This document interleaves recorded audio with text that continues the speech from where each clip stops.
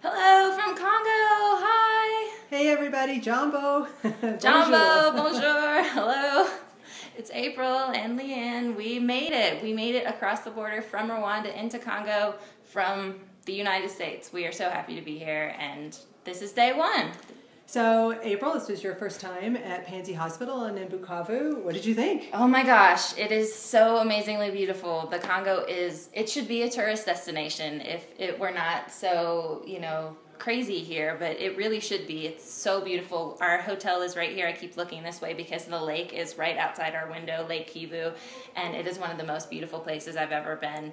I hope you guys are following us on Facebook. You can see some of the pictures, but I'm just kind of in awe of how beautiful the place is, how beautiful the people are, how friendly everyone is.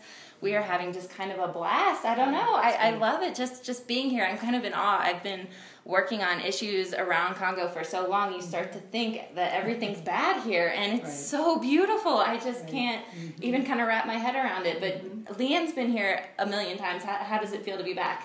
Well, it's amazing. It's fantastic. You spend all this time preparing for the trip and worried about, stressed about, is the luggage going to arrive? Are we going to make our plane? Are we going to get across the border okay? And then you get here, and then you go to the hospital, and I mean, just even at the hotel where we're staying, Hotel Eden, all of our old friends that are here still working and so happy always to see us and just welcome us with open arms, and that's a marvelous. I mean, it's like home. And then we go to the hospital, and same thing. It's doctors and nurses and staff and other people that either been working with Panzi Foundation USA or at the hospital, and right away you were greeted by some Panzi Foundation DRC people. Exactly, yeah, Sarah and Emery. I mean, we just kept running into people all day and introducing April to everyone, and just really was fantastic to be back and to be so warmly welcomed. It really is great. Right away we ran into Dr. McCoy. Oh my goodness. Yeah, so how was that for the first time meeting him? Oh my gosh. So I'm not going to mince words here. He's one of my heroes, and I was a little starstruck. And I tried not to freak out and be like, a fangirl or whatever. I don't know. I don't know what word you would use in Congo, but in the U.S., yeah, definitely fangirl. So I saw him across the hall, and I was like, I'm trying not to look like crazy, but it was amazing. And right away, he was like, "Oh, Leanne, yeah, great." Then he kind of shook our hands, and he was like, "You want to have a meeting in a couple hours? Okay, great. I have to go to surgery, but I'll see you right when we get back." And Right, I know. I didn't know what to do. And so we went and met a couple people. Leanne had a meeting with Sarah from Panzi Foundation DRC and Emery, and we got a couple things done, and then we came right back and had a nice long meeting with Dr. McCoy, fresh from the Global Summit to End Rape and Conflict in London. So he had a lot to say about that. Yeah, it was a great meeting. I mean, first of all, the fact that we got to sit down with him our very first day here, and that he had an hour for us was amazing and a privilege. So I can't believe it. Always an honor to have the chance to speak with him. So it was, it started off, he had a lot to say. And a lot to say. I think today his passion was coming from a very real and personal and tragic place. He had just come from surgery where he'd operated on a 3-year-old girl who had been brought in for her injuries due to rape. And this is the second time when I've been here where he's come back from surgery after operating on a very young child. And it's always, of course, even though he's been doing this for years, very upsetting and unnerving. And I think that was part of why he was so, passionate today. And when he was talking to us about ending sexual violence and just violence in general in Congo, he talked about, this is something new that I'm hearing from him, and I think he introduced this concept when he was at the summit in London, but he keeps talking about drawing the red line. We have got to draw a red line that says you cannot cross this. When it comes to rape and perpetration, it has to end. We don't cross the line. But he talked about it in our conversation today from the very individual, personal level, that churches need to have a red line that we don't cross, that men need to have, as individuals, a red line that they don't cross. And so what does that mean for us in terms of national policy as well? What does it mean for the country of Congo? What does it mean for other countries such as ours, the U.S., in terms of how we respond? It's time for action. And he feels that the red line has been crossed again and again and again. And when you live in a country where there are children that cannot be kept safe, we've obviously crossed the red line. So what can we do? And I felt very much today like it was yet again a call to action by him for us, for all of us, which is, again, part of the reason why it is that we're here doing this documentary. Yeah, he was saying, what does it say about our society when we can't keep our children safe? Exactly. And when we're not willing to make any kind of steps, or where we're just willing to take rape as an inevitable consequence and be like, oh, well, it just happens. It's like, that's not acceptable. It shouldn't be acceptable in any society. Right, exactly. This is powerful. It was very powerful to have that meeting with him today. Yeah. So as a part of that, we were also introduced to another individual that got us started today. So you want to say something about who else we met?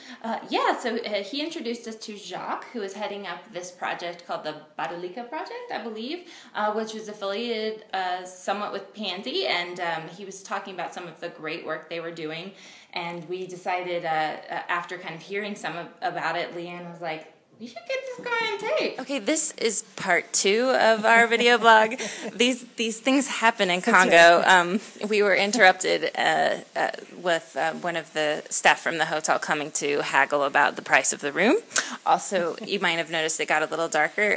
The electricity went out, and now there's some staff guys in the bathroom trying to fix the hot water, which hasn't worked since we got here. So, welcome to Congo. Yeah, that's right. And notice the lovely mosquito net as the backdrop. Yes. The gentleman who brought it to us last night was telling us, oh, sorry, in Africa we have malaria. I was like, thank you. To avoid that.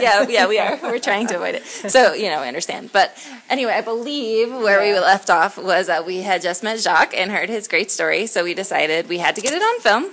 Per Leanne's suggestion, I was like, okay, let me remember how to do what I came here to do. So I busted out my camera and my tripod. We were like looking all over for good spots to shoot, and found a nice gazebo outside, just like on Panzi Hospital grounds, and kind of set up and got my microphone out, and we're kind of looking all over. We found it, we got it, everything was set, and he agreed, and he came out and told us this great story about Badalika. So Leanne, you want to kind of summarize that for us? So it's really interesting because Jacques actually lives several hours away, in a very, very rural area in the north, but where some of the worst violence is happening. And he already had his own foundation where he was supporting women and survivors of sexual violence. And then he actually found out about this opportunity called the Badalika Project that's at Panzi Hospital. And it was an opportunity for him to apply for funds to continue the work that they're doing. The purpose of Badalika is to create sort of grassroots kind of energy and grassroots capabilities and efforts to begin to create positive change within Congo. So what that means is they're teaching women about their rights. Many women don't realize what rights that they have. So it's about learning human rights. It's about understanding how to hold your local leaders accountable, and that you also have the right to do that, and that you should be holding your local leaders and your all leaders at all levels within your country accountable. So there are a lot of trainings, a lot of empowerment sorts of activities that go along with Badalika, but it's really about education also, so that the Congolese people, if change is going to happen in Congo, it has to come from the people themselves. It has to come from within. And Badalika is very much about working at the grassroots level to educate people and give them the tools so they can make that happen. And it was really great. It was fabulous to have him on tape today. So it was a good day one. It was an amazing day one. We can't believe it. So Poppy's over there calling at you. So okay, all right. So we have to go. This is about hot water, so we got to go. We got to go. This is very important to deal with this. So anyway, thank you again so much for your help getting us here, and we look forward to sharing updates as we can. And thanks so much. Yeah, talk to you soon. Follow us on Facebook, Twitter, and wherever we are. So thank you. Bye. Thanks. Thank you. Bye.